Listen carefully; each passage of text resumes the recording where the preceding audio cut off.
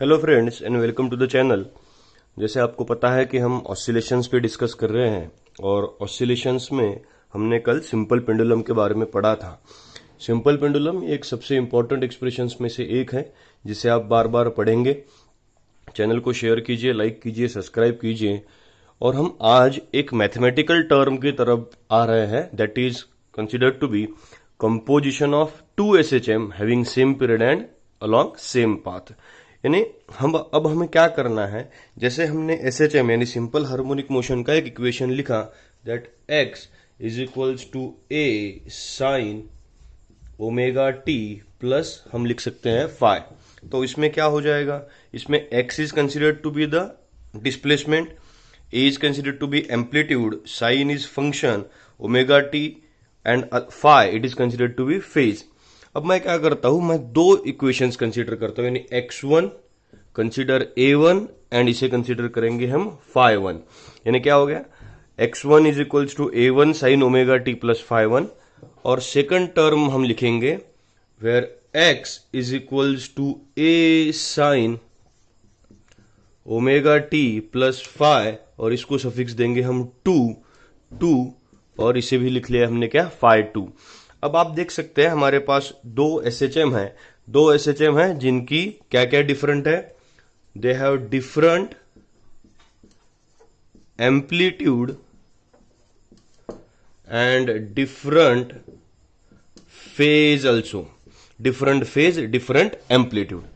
अब हमें क्या करना है, हमें इन दोनों इक्वेशंस को कंपोज करना है। कंपोज यानी क्या करना है, वेक्टर एडिशन करनी है। कौन सी एडिशन है, वेक्टर एडिशन। अब आपको तो पता है कि a1 प्लस a2, इसे अगर डायरेक्टली हम a1 प्लस a2 लिख सकते थे तो कितना इजी रहता था, लेकिन ऐसा हम लिख नहीं सकते because a1 and a2 these are the equations और दीज आर द एम्पलीट्यूड्स, और फाई वन फाई टू को हम एंगल वाइज तो कुछ कैलकुलेट नहीं कर पाएंगे। इसलिए हमें इन दो कंपोजिशंस को सीधा सीधा ऐड करना पड़ेगा, यानी x1 प्लस x2, यानी हमारे पास एक कंपैरिजन आएगी कि resultant x is equals to क्या होगा, x1 प्लस x2, और ये दो इक्वेशंस हम क्या करेंगे, ऐड करेंगे, जिनका मैथमेटिक्स थोड़ा बहुत अच्छा है और जिन्हें सिर्फ साइन a प्लस बी का फॉर्मूला पता है। क्या फॉर्मूला है साइन a प्लस बी का, sine a cos b plus cos a sine b, ये फॉर्मूला है।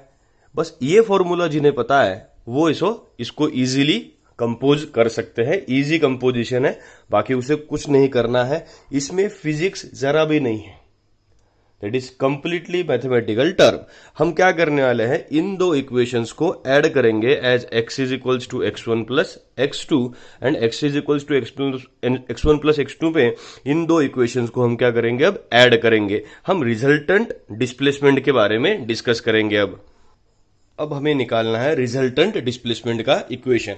हम रिजल्टेंट डिस्प्लेसमेंट के इक्वेशन को निकालने के लिए इक्वेशन लिखेंगे, x इज इक्वल्स टू क्या लिखेंगे, x1 प्लस क्या लिखा, x2। जो मेरे साथ लिख रहे हैं वो एक बात कंफर्म कर लीजिए, मैं जैसा लिख रहा हूं वैसा ही आपको लिखना है ताकि आपको कॉमन करने में आसानी जाएगी।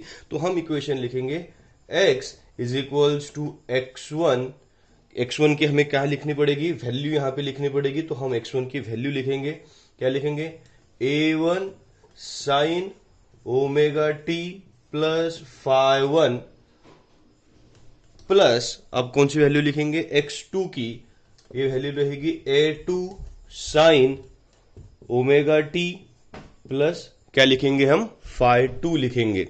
अब दो हो गए। अब हमें क्या एक्सप्रेशन यूज करना है, हम यहां पे फॉर्मूला लिखेंगे, sine a plus B is equals to sine a cos b plus cos a sine b। ये हमारा फॉर्मूला हो गया। तो हम इस फॉर्मूला से क्या करेंगे, एक्सपांशन करेंगे sine omega t plus phi one का, आपको उसे देखते रहना है। यानी मैं लिखूंगा x is equals to, first expansion मैं लिखूंगा a1 एज इट इज आया, a1 एज इट इज। अब हम क्या करेंगे, a1 साइन, इसमें हमें एक्सपांशन करना अगर होगा तो sine omega t plus phi one का हम एक्सपांशन उसमें कर सकेंगे। A1 साइन ओमेगा टी, ऐसा हम लिखेंगे A1 sine omega t, sine A cos B होगा तो क्या होगा, कॉस फाई वन, प्लस हम क्या लिख सकते हैं, A1 कॉस, अब इसे हम कॉस रब करेंगे, कॉस ओमेगा टी इंटू क्या होगा, साइन फाई वन, एक्सपांशन आ गया, sign A cos B plus cos A sine B, expansion हमारे पास आया। सेम एक्सपांशन सेकंड टर्म का होगा, प्लस A2, इसकी एक्सपांशन क्या आएगी, sine omega t cos phi two plus A2 cos omega t sine phi two. याद रखना ये सब टर्म्स कैसी है, एडिशन में की टर्म्स है। अब इन्हें हम कांस्टेंट्स क्या करेंगे, एक साथ ऐड करेंगे। कांस्टेंट्स कौन कौन से हैं, एम्पलीट्यूड कांस्टेंट है, फाई कांस्टेंट है, ओमेगा टी कांस्टेंट नहीं है। तो हम क्या कर सकते हैं, आपके सामने अगर ऐसा आप लिखोगे तो आपको इजीली समझ में आ जाएगा, साइन ओमेगा टी क्या निकाल सकते हैं, कॉमन, और उसके बाद में हम एक टर्म और कॉमन निकाल सकते हैं, that term you can see is cos omega T और कॉस ओमेगा टी, यानी हमारी टर्म मिल जाएगी x इज इक्वल्स टू, पहले अगर साइन ओमेगा टी की टर्म हम कॉमन निकालेंगे तो हमारा इक्वेशन बन जाएगा A1 cos phi one plus यहां पे क्या बचा, A2 कॉस फाई टू, क्या बचा, साइन ओमेगा टी, प्लस यहां पे क्या बचा है, A1 sine phi one plus A2 sine phi two multiplied by क्या हो गया, कॉस ओमेगा टी। ये हमारी टर्म आ गई, और इन्हें हम सब्सटीट्यूट करके हमारा फाइनल एक्सप्रेशन इसमें निकाल सकते हैं। अब इजीली आप एक बार फिर से इन इक्वेशंस को आप देख लीजिए। इक्वेशंस हमें दिए क्या क्या है, हमें सबसे पहला इक्वेशन मिला था A1 sine omega t plus phi one, कुछ भी नहीं किया है, एक फॉर्मूला अप्लाई किया है, वो फॉर्मूला बस ये था, वो फॉर्मूला था sine A plus B is equals to, क्या फॉर्मूला बना था, sine A cos B plus cos A sine B. A का रोल कौन प्ले कर रहा था, omega t, and B was phi one, तो sine A cos B plus cos A sine B, और हमने ये फॉर्मूला यहां पे क्या किया, यूज किया, और जो कॉमन निकल सकता है उसे कॉमन निकाल लिया। अब हम करेंगे क्या, तो अब आपका नोटबुक आपको सबसे ज्यादा काम में आएगा, क्योंकि यहां पे बोर्ड की कमी है। हम क्या करेंगे, इस पूरी टर्म को, जो term A1 cos phi one की टर्म है, A1 cos phi one and A2 cos phi two, इसको हम सब्स्टिट्यूट करेंगे R कॉस डेल। क्यों, because A1 plus A2 can be represented as resultant amplitude and phi one plus phi two can be represented as resultant phase. इसका substitution है, substitute A1 cos phi 1 plus A2 cos phi 2 as R cos del and A1 sin phi 1 plus A2 sin phi 2 as R sin del। ये दो हमें substitutions इसमें करने हैं, और हम हमारे फाइनल एक्सप्रेशन पे आ जाएंगे, जो मैं अब इसको पोंछ के लिखने वाला हूं। मैं अब यहां पे इक्वेशन लिखूंगा, R cos del is equals to, क्या सब्स्टिट्यूट करना था हमें, A1 cos phi 1 plus A2 cos phi 2, let us consider this as equation number 1, और दूसरा ये सब्स्टिट्यूशन हमारा था R sin del is equals to A1 sin phi 1 plus A2 sin phi 2 as equation number 2।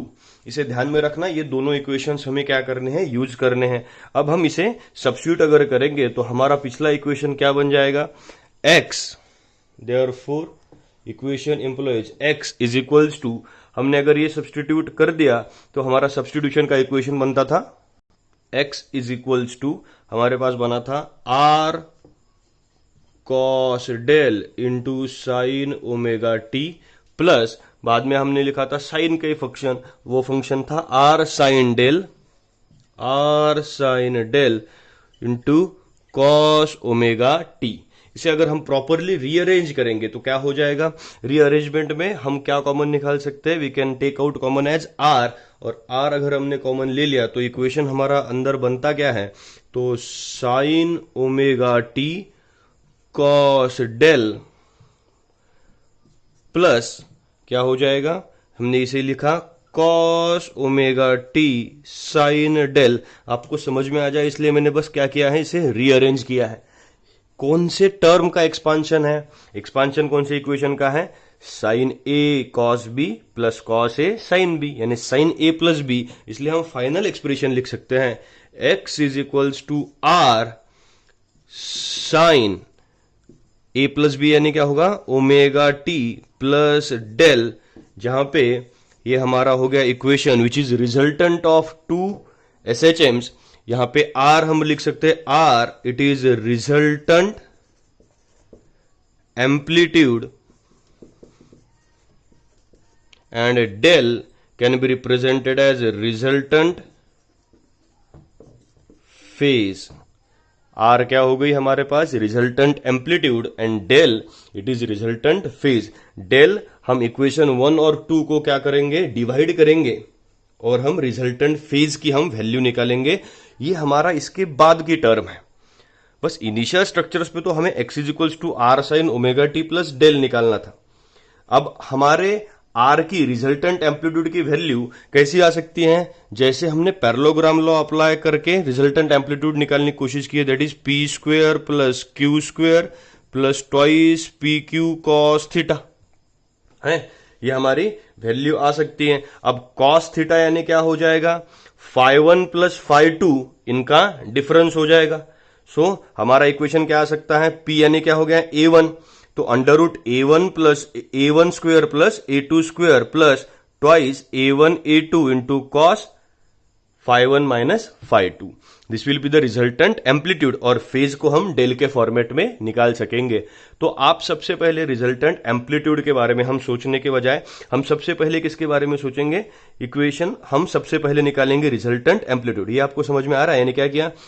सिर्फ rearrange करके x is equals to R sine omega t plus del. अब मैं क्या करूंगा? इक्वेशन 1 और 2 यहीं पे रहने दूंगा, because we have to use those equations. अब हमें क्या करना है? We have to calculate resultant amplitude r। अब हम क्या कर सकते हैं? रिजल्टेंट एम्पलीट्यूड r के लिए we can write a1 is equals to amplitude of first SHM, first wave consider करेंगे। A2 it is amplitude of second wave, and let phi 1 minus phi 2, phi 1 minus phi 2 क्या आ गया? Phi 1 minus phi 2 it is difference in phase. Phi 1 minus phi 2 क्या आ गया? Difference in phase. So R can be represented as, हमें equation तो पता है, P square plus Q square plus twice P Q into cos theta. ये parallelogram law में ये इक्वेशन है। रिजल्टेंट वेक्टर का ये आंसर है। This is the answer of resultant vector. तो हमें आर तो रिजल्टेंट वेक्टर ही निकालना। So we have to can calculate R is equals to under root of, क्या लिख सकते हैं? A1 square plus A2 square plus twice A1 A2 into cos phi 1 minus phi 2। ये हो गई हमारी रिजल्टेंट एम्पलीट्यूड ऑफ 2 SHM। अब आप देखेंगे मैंने टेक्स्ट बुक से थोड़ी ज्यादा लेंदी प्रोसीजर यहाँ पे यूज की है, इसलिए क्योंकि समझ में आ जाए, क्योंकि टेक्स्ट बुक में बहुत सारा पार्ट ऐसा दिया है जो उन्होंने डायरेक्ट ये आंसर दिया है, डायरेक्ट इक्वेशंस को कंसीडर किया है, जो आपको समझ में नहीं आएगा। इसलिए मैंने इस इक्वेशन से हमारा इक्वेशन यहाँ पे निकाला, कॉस थीटा के बदले थीटा यानी क्या रहेगा? एंगल रहेगा। That angle is phi 1 minus phi 2। This is the calculation of resultant amplitude.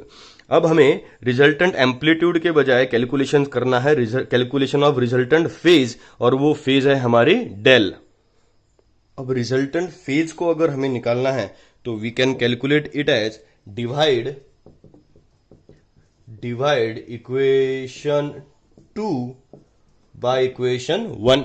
अब डिवाइड इक्वेशन 2 बाय इक्वेशन 1, हमारा टर्म क्या आएगी? R sine del upon R cos del is equals to क्या होगा? a1 sin phi 1 plus a2 sin phi 2 upon a1 cos phi 1 plus a2 cos phi 2। ये आ गई हमारी term.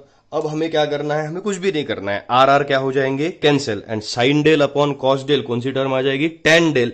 Therefore tan del is equals to, ये term क्या होगी, as it is होगी, therefore a1 sin phi 1 plus a2 sin phi 2 upon a1 cos phi 1 plus a2 cos phi 2। ये आ गई हमारी टर्म। अब हमें tan डेल की वैल्यू नहीं निकालनी है, हमें कौन सी वैल्यू निकालनी है, डेल की। सो डेल की अगर वैल्यू निकालनी है तो हमारा फाइनल एक्सप्रेशन, जो फाइनल इक्वेशन आएगा, del is equals to tan inverse of, as it is ये टर्म रहेगी a1 sin phi 1, हम इसे यहां पे लिखेंगे एज